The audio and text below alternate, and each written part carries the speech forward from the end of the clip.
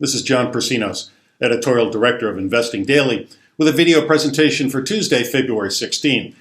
Over the past weekend, I heard certain pundits on cable television complain about how the Federal Reserve's accommodative monetary policy amounts to, quote, printing money, which in turn will produce damaging inflation.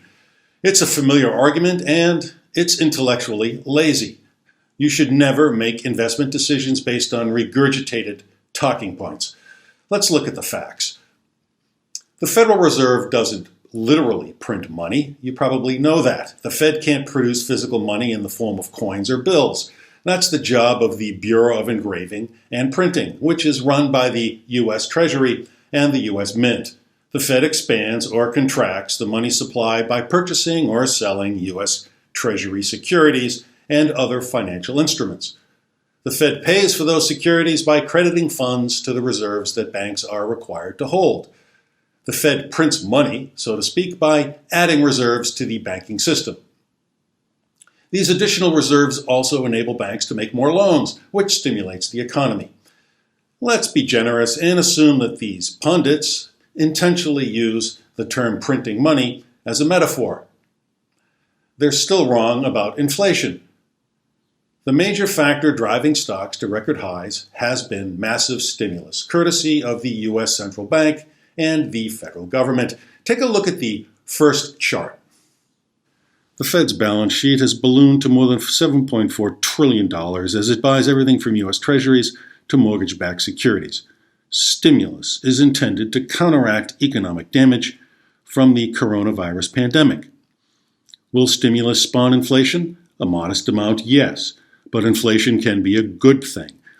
Meanwhile, stocks finished last week higher, boosted by robust corporate earnings growth, sustained monetary stimulus, the near certainty of additional fiscal stimulus, and widening vaccine distribution.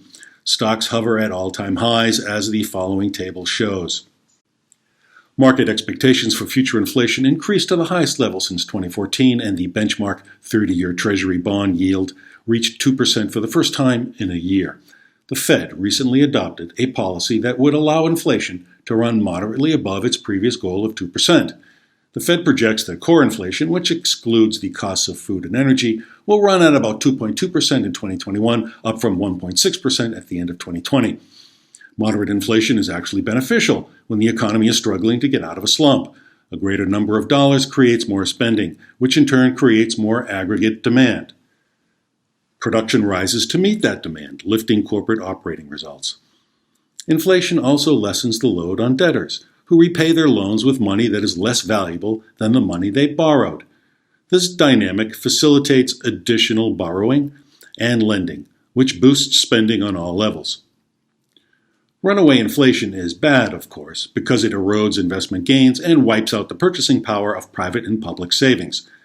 However, despite the scaremongering you're hearing from the pseudo-economists on the tube, there's little chance we'll see hyperinflation.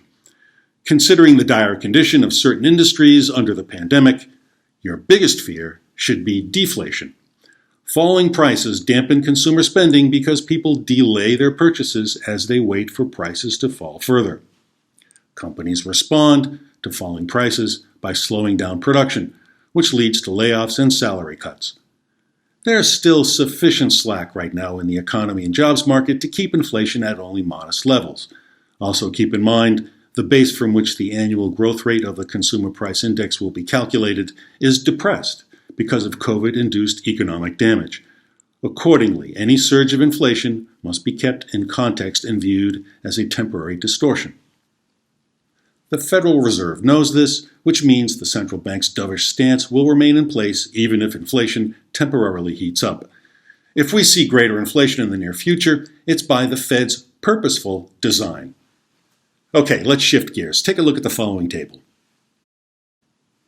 In the holiday-shortened week ahead, keep an eye on economic data with the potential to move markets. Particularly important will be retail sales data that's due Wednesday.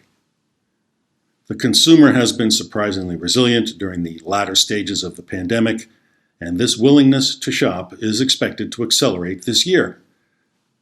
Retail sales are projected to grow by 8.1% in 2021, the fastest pace this century, to a record $4.3 trillion, according to a report published February 11 by retail consulting firm customer growth partners. Also, keep your eye on the latest initial jobless claims data due for release on Thursday. How should you trade now? Cyclical sectors tend to outperform when inflation is rising, while defensive sectors lag. You should increase your exposure to such sectors as industrials, materials, and energy, which tend to be economically sensitive. When inflation picks up, gold also tends to shine. Cyclical growth stocks should outpace the broader market this year under the conditions that I've just described. Well, that's it for now. If you want to reach me, just send an email to mailbag@investingdaily.com. Thanks for watching, and please stay safe.